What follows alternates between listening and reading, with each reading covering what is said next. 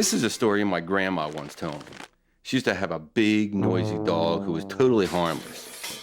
Her next-door neighbor, a woman named Mabel, had a pet rabbit which he kept in a rabbit hutch on the other side of my grandma's fence.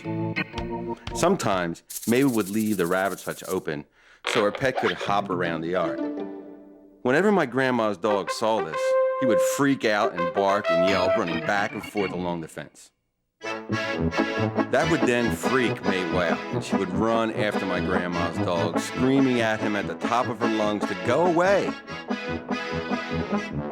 Mabel was always afraid that grandma's dog would jump over the fence and get Ginger. One day, my grandma's dog walked into her house carrying some disgusting thing in her mouth, and grandma suddenly recognized that it was her neighbor's rabbit. It was dead and looked like it had rolled around the ground and was all covered with mud. This was grandma's turn to freak out.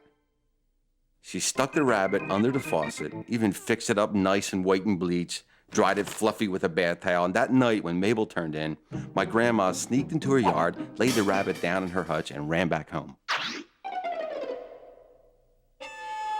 The next morning, Grandma heard this almost inhuman wail coming from Mabel. She ran outside as if she didn't know what was going on. There was Mabel, white as her bleached rabbit. Before my grandma could ask anything, Mabel told her what happened. Her little Ginger, safe inside her locked hutch, had passed away the day before. Mabel had buried the poor little darling across the road in the woods. But the rabbit must have been still alive, because overnight she managed to crawl out of the ground and back into her little hutch, and now she's really dead.